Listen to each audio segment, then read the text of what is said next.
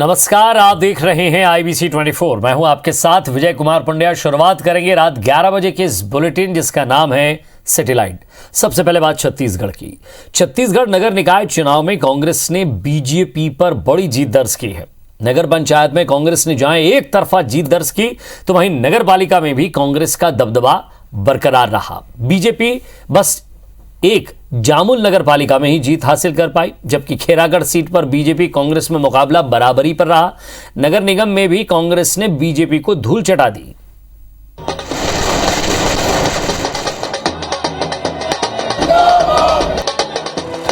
जश्न की ये तस्वीरें निकाय चुनाव में कांग्रेस की जीत के बाद की हैं। गुरुवार को प्रदेश के 10 जिलों में 15 नगरीय निकायों के चुनाव परिणाम आए, जिसमें सभी 6 ने तरफा जीत हासिल की। वहीं नगर निगम की बात करें तो बीरगांव नगर निगम में जबरदस्त मुकाबला देखने को मिला। किसी पार्टी को स्पष्ट जनादेश नहीं मिला है। यहाँ मेयर बनाने के लिए 21 पार्षदों की जरूरत है, लेकिन कांग्रेस के 19 पार्षद जीते हैं, जबकि बीजेपी 10 वार्डों में और 11 निर्दलीय प्रत्याशी जीते हैं। भिलाई और रिसाली में भी कांग्रेस ने दबदबा बरकरार रखा, जबकि चरोदा में बहुमत से 2 सीट पीछे रह गई। इन नतीजों को कांग्रेस अपनी उपलब्धियों और कामकाज का परिणाम बता रही है। जो प्रभारी हैं वो सब देख लेंगे। सभी तरफ बहुमत है हमारा, सभी तरफ बहुमत है और जहाँ कमी है वो निर्दलियों के सहयोग से बन जाएगा। भारतीय जनता पार्टी तो आसपास भी नहीं है। एक आध जगह की बात छोड़ दीजिए, सब जगह बहुत पीछे। छत्तीसगढ़ की महान जनता ने इन नगरीय निकाय चुनावों में सरकार की नीतियों उपलब्धियों पे मुहर लगा दी है। अधिकतर में हम जीते हैं। कांग्रेस का क्रेज, कांग्रेस के प्रति लोगों का प्यार, स्नेह, आशीर्वाद निरंतर लगातार बढ़ रहा है और ये सिर्फ भूपेश बघेल जी के काम है, ये मोहन मरकाम जी के काम है जो आप सर चढ़ के बोल रहे हैं। नगर निगम के साथ साथ नगर पालिका में तस्वीर भी लगभग साफ हो गई है। 3 नगर पालिका सारंगढ़, शिवपुर, चर्चा और बैकुंठपुर में कांग्रेस ने कब्जा कर लिया है। हालांकि जामुल नगर पालिका बीजेपी के खाते में आ गई है। उधर खैरागढ़ सीट पर रोमांचक मुकाबला रहा। पहले तो एक वार्ड में मुकाबला टाई हुआ और जब रिकाउंटिंग की गई तो कांग्रेस प्रत्याशी ने जीत दर्ज कर ली, जिसके बाद कांग्रेस और बीजेपी का 10-10 वार्डों पर कब्जा है। लेकिन बीजेपी इन नतीजों को लेकर सरकार पर सत्ता और धनबल के दुरुपयोग करने का आरोप लगा रही है। कहीं हमारे प्रत्याशी 2 वोट से हार रहे हैं, कहीं 4 वोट से हार रहे हैं और 10 वोट से नीचे जो प्रत्याशी हार रहे हैं, ये विशुद्ध रूप से सत्ता का दुरुपयोग है। इसीलिए ईवीएम मशीन का ये लोग उपयोग नहीं किए, क्योंकि इनको मालूम था कि ईवीएम मशीन के उपयोग करने से भाजपा की स्थिति सुदृढ़ होती। कि आप देखेंगे तो लगभग बराबरी की कांटे की टक्कर रही है। 4 नगर निगमों में सिर्फ एक नगर निगम में रिसाली में कांग्रेस का बहुमत आया। बाकी आप देखेंगे तो तीनों नगर निगमों में कांग्रेस बहुमत प्राप्त नहीं कर पाई है और इसलिए ये कांग्रेस के लिए अलार्मिंग है कि अभी भी सुधर जाओ, नहीं तो जनता आने वाले समय पर उखाड़ कर फेंक देगी। वहीं नगर पंचायत की सभी 6 सीटों पर कांग्रेस ने बीजेपी का सफाया कर दिया है। भोपाल पट्टनम में तो एक तरफा रहा और कांग्रेस ने सभी 15 सीटें जीत ली। कोंटा में भी 15 में से 14 सीट जीतकर कांग्रेस ने बीजेपी को 1 सीट पर ला दिया।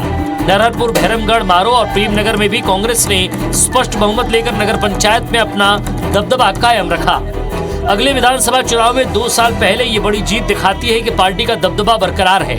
अब सवाल यह है कि क्या 2023 के विधानसभा चुनाव में इसका असर बरकरार रहेगा। Bureau report, IBC 24।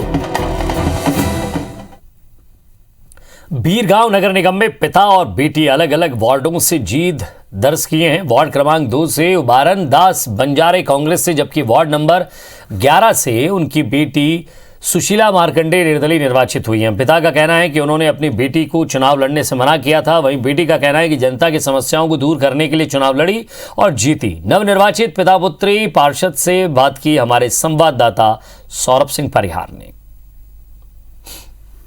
नगर निगम में 2 पार्षद ऐसे हैं जो एक ही घर से हैं। जी हाँ, एक पिता है और एक बेटी है। आप देख सकते हैं कि वार्ड नंबर 2 से कांग्रेस के सीट से चुनाव लड़े उबारन दास बंजारे जी और उनकी पुत्री जो 11 नंबर वार्ड से निर्दलीय जीती हैं। सबसे पहले आपसे मैं पूछना चाहूँगा, आपकी बेटी भी पहुँची हुई है, आप भी जो है नगर निगम में जा रहे हैं, कैसे लग रहा है एक साथ जाएंगे?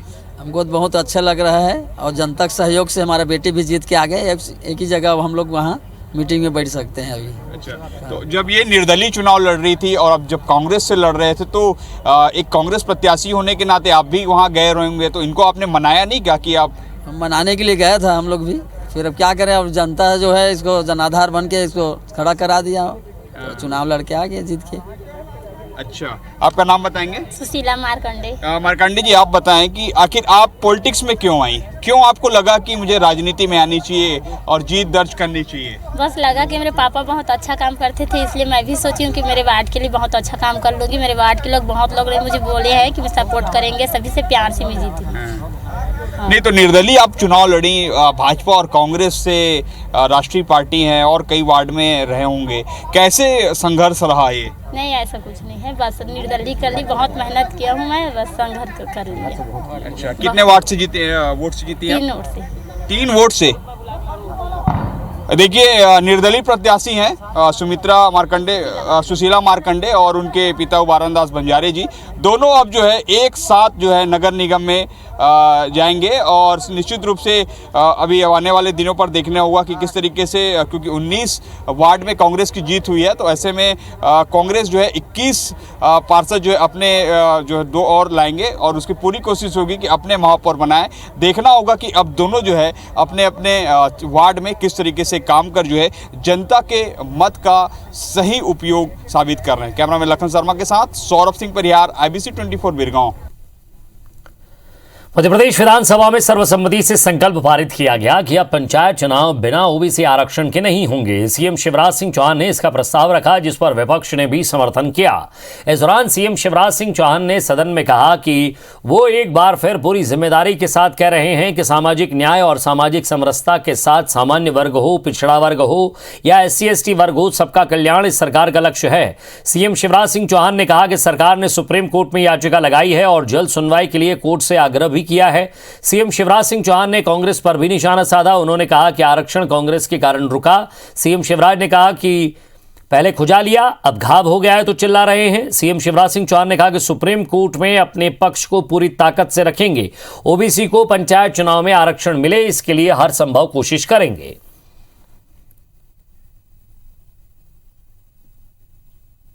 मैं फिर जिम्मेदारी के साथ कह रहा हूं, हमने उस दिन भी कहा था सामाजिक न्याय सामाजिक समरसता के साथ, सामान्य वर्ग हो, पिछड़ा वर्ग हो, SC हो, ST हो, सबका कल्याण इस सरकार का लक्ष्य है। हम सामान्य वर्ग को भी न्याय देंगे, SC/ST को भी न्याय देंगे और अन्य पिछड़ा वर्ग के आरक्षण के साथ पंचायत का चुनाव हो। आप जानते हैं आज ही हमने पुनर्विचार याचिका परसों दायर कर दी थी। आज अर्ली हियरिंग के लिए कोर्ट में हमने आग्रह किया इस माननीय सर्वोच्च न्यायालय में। अभी नेता प्रतिपक्ष जी कह रहे थे कि मैं गया, मैंने आमंत्रण दिया,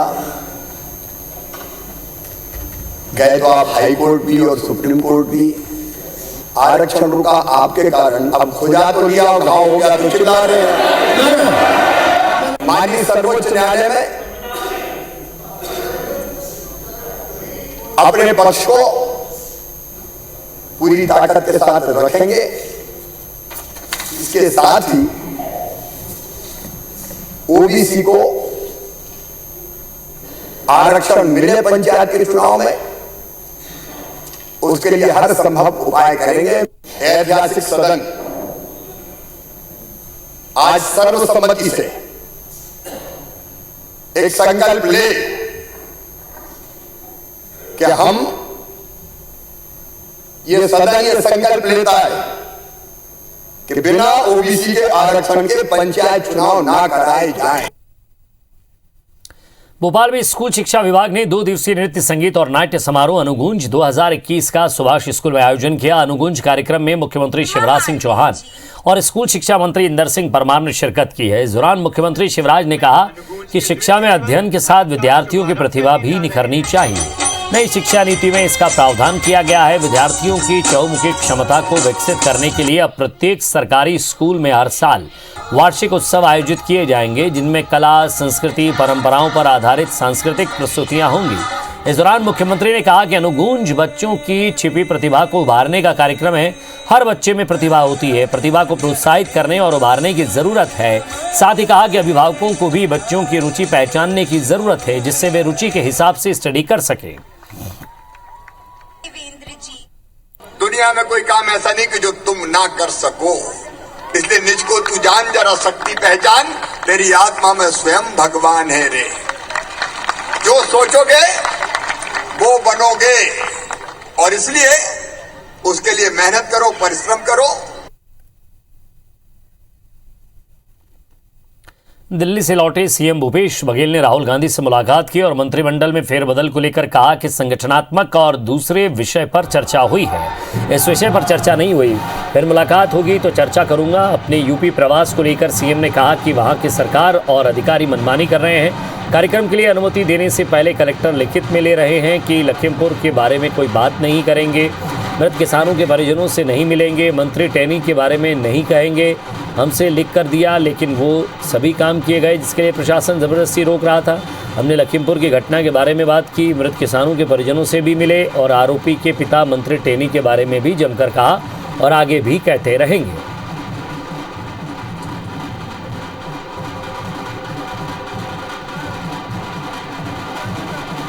कार्यक्रम स्थल का भी परमिशन तब मिला जब इस सारे शर्तों को उन्होंने कहा, एफिडेविट में लिखवाया, तब जाके परमिशन दिया और जाके मैंने वो सब काम किया जिसके लिए उन्होंने मना किया था।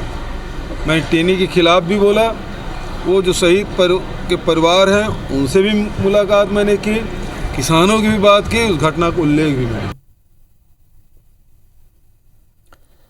जगदलपुर में 2 माह बाद आयोजित नगर निगम की सामान्य सभा की बैठक में गुरुवार को जोरदार हंगामा हुआ। इस हंगामे के बीच नगर निगम अध्यक्ष कविता साहू ने बीजेपी पार्षद धन सिंह नायक को निलंबित कर दिया। इसके बाद बीजेपी के पार्षदों ने सामान्य सभा का बहिष्कार करते हुए नगर निगम से बाहर निकल गए, सीढ़ियों पर बैठकर धरना दिया। जवाहर नगर वार्ड के पार्षद धन सिंह नायक ने सामान्य सभा के दौरान निगम सरकार पर वार्ड में साफ सफाई और विकास कार्यों को न कराने का आरोप लगाया। वहीं हंगामे के बाद महापौर सफीरा साहू ने पार्षद पर मीडिया कवरेज के लिए हंगामा करने का आरोप लगाया।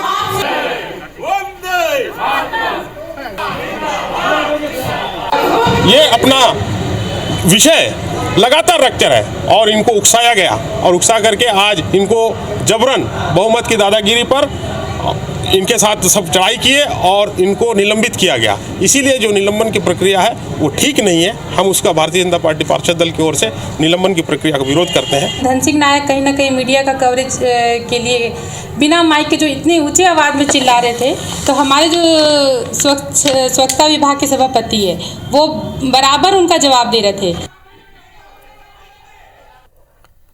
एमपी में कड़ाके की ठंड का असर फसलों पर भी पड़ा है। दरअसल पिछले 4 दिनों से जारी कड़ाके की सर्दी के कारण तापमान में गिरावट के साथ पाला पड़ने से प्रदेश के कई हिस्सों में फसलें बर्बाद हो गई हैं। पाले का बुरा असर खेतों में खड़ी चना, अरहर, मसूर समेत सब्जियों की फसल पर सबसे ज़्यादा पड़ा है।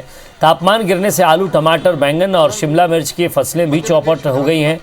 फसल को हुए नुकसान पर राजस्व मंत्री गोविंद सिंह राजपूत ने कहा कि नुकसान की खबर अभी कहीं से नहीं आई है, लेकिन नुकसान हुआ है तो सर्वे करवाया जाएगा। अभी नुकसान की खबर कहीं नहीं आई है, लेकिन कहीं जहां आती है तो निश्चित रूप से वहां हम सर्वे का आदेश करेंगे। एक नजर बिग न्यूज पर। मधुकुंज अगरबत्ती प्रेजेंट्स बिग न्यूज। अगरबत्ती हो तो मधुकुंज।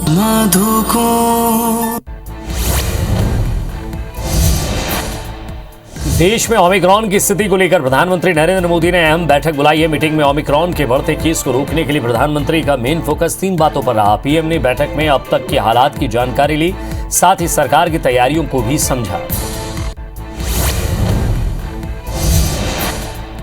देश में कोरोना संक्रमितों की संख्या में एक बार फिर बढ़ोतरी हो रही है। नए ओमिक्रॉन वेरिएंट ने चिंता को और बढ़ा दिया है। गुरुवार को 4 राज्यों में ओमिक्रॉन के 64 नए केस सामने आए हैं। इसमें से तमिलनाडु में 33, तेलंगाना में 14, कर्नाटक में 12 और केरल में 5 केस मिले हैं। देश में अब कुल ओमिक्रॉन के मरीजों की संख्या 325 हो गई है।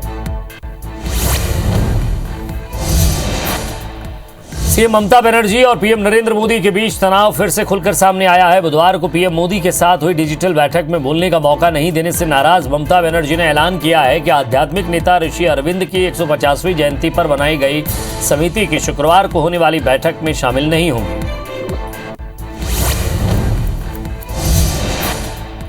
पेट्रोल पर निर्भरता कम करने के लिए सरकार ने फ्लेक्स फ्यूल इंजन को लेकर वाहन निर्माताओं को एडवाइजरी जारी कर दी है। केंद्रीय सड़क परिवहन मंत्री नितिन गडकरी ने इसकी जानकारी दी है। उन्होंने कहा है कि जल्द ही कारें 100% एथेनॉल पर चलाई जा सकेंगी, जिससे पेट्रोल पर निर्भरता खत्म होगी।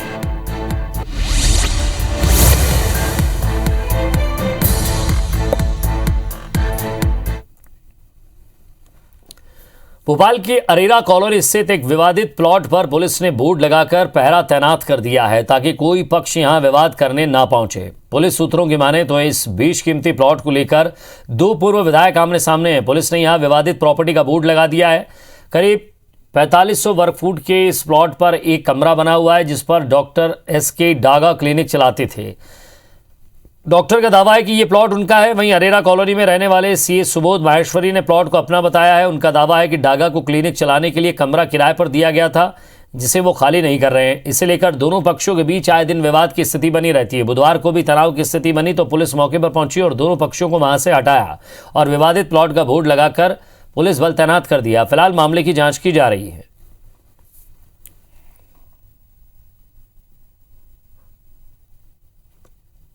हम लोग के पास 2 कंप्लेनेंट्स हैं। कंप्लेनेंट्स के जो है फैक्ट्स को वेरीफाई कर रहे हैं। मीनवाइल जब तक वेरीफाई नहीं करते तो वहाँ पे किसी प्रकार की शांति व्यवस्था भंग ना हो, शांति व्यवस्था बनाए रखने के लिए 145 का इस्तगासा भेजा गया है और वहाँ पे व्यवस्था लगाई गई है। अंबिकापुर में आपसे रंजिश में दर्जन भर युवकों ने 3 युवकों की जमकर पिटाई कर दी। हद तो तब हो गई जब युवकों को बचाने के लिए पहुंची डायल 112 के पहुंचने के बाद भी आरोपियों ने डायल 112 की गाड़ी से युवकों को उतारकर दौड़ा कर बुरी तरह पीटा। इस घटना का वीडियो जमकर वायरल हो रहा है। इधर पुलिस ने 6 आरोपियों की गिरफ्तारी कर ली है। तो अपन लोग घर आ रहे थे तो हम लोग को ओवरटेक करके गिराया गया। पहले ओवरटेक करके गिराया गया, फिर उसके बाद हम लोग को मतलब वहीं पर लोग पहले से मतलब ग्रुप बना के रखे थे। अब पता नहीं क्या बात था, मेरे ऊपर एकदम मतलब हावी हो गया। मणिपुर चौकी में 147, 200 IPC की धारा 147 और 149, साथ ही 307, 294, 506, 341 के तहत अपराध पंजीबद्ध किया गया है, जिसमें कुल 5 आरोपियों को गिरफ्तार कर लिया गया देर रात में और अन्य आरोपियों की भी तलाश की जा रही है। ओमिक्रॉन जांच के लिए भुवनेश्वर भेजे गए एक और सैंपल की रिपोर्ट आ गई है। इसमें भी रायगढ़ के मरीजों में ओमिक्रॉन की पुष्टि नहीं हुई है। इधर रायपुर में आज फिर से न्यूयॉर्क से आया व्यक्ति कोरोना संक्रमित मिला है। इसके अलावा 4 दिन पहले दुबई से रायपुर आई महिला भी पॉजिटिव मिली है। रायपुर में 8 अन्य लोगों में भी कोरोना संक्रमण की पुष्टि हुई है। राज्य में 22,000 से ज्यादा जांच में 38 लोग पॉजिटिव मिले हैं, जबकि दुर्ग में एक कोरोना संक्रमित की मौत हो गई। आपको बता दें कि अब तक 2400 विदेशी यात्री छत्तीसगढ़ आए हैं, जिनमें 7 विदेशी यात्रियों के सैंपल पॉजिटिव मिले हैं। उन्हें आइसोलेशन में रखकर मॉनिटरिंग उनकी की जा रही है। ओमिक्रॉन जांच के लिए इनका सैंपल भुवनेश्वर भेजा गया है।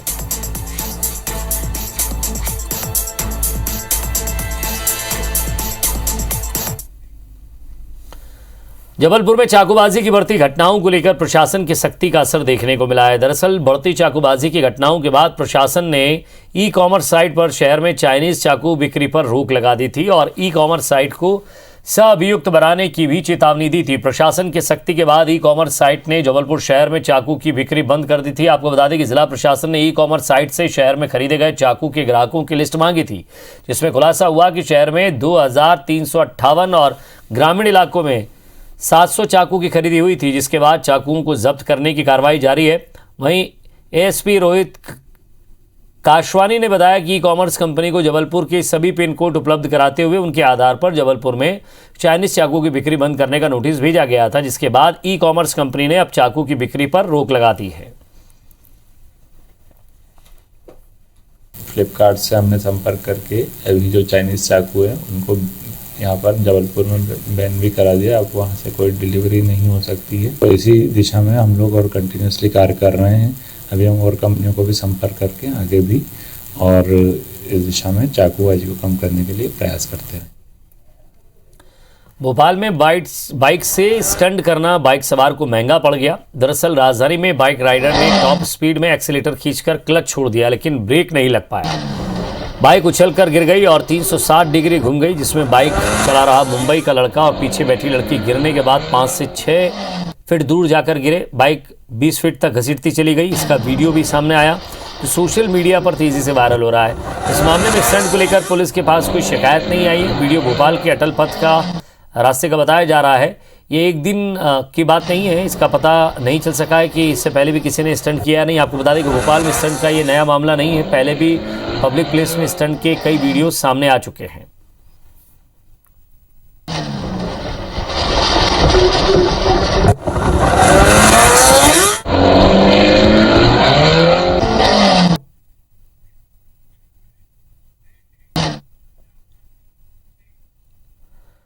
जबलपुर में उत्पाद योजना के तहत चुने गए हरे मटर की ब्रांडिंग को लेकर Jabalpur chamber of commerce food festival के जरिए जबलपुर मटर की ब्रांडिंग करने जा रहा है। चैम्बर ऑफ कॉमर्स ने 4 दिनों के लिए मटर फेस्टिवल को मेगा इवेंट बनाने की तैयारी की है।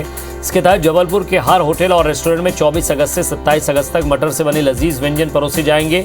शहर के तमाम रेस्टोरेंट इस दौरान मटर के व्यंजनों का प्रमोशन करेंगे और फूड फेस्टिवल के दौरान रेस्टोरेंट आने वाले ग्राहकों को अगले 90 दिनों के लिए डिस्काउंट कूपन भी जारी किए जाएंगे। चैम्बर ऑफ कॉमर्स का कहना है कि वो फूड फेस्टिवल के जरिए जनता को जोड़कर जबलपुरी मटर की ब्रांडिंग कर रहे हैं और इस पहल को आने वाले सालों में और व्यापक रूप दिया जाएगा।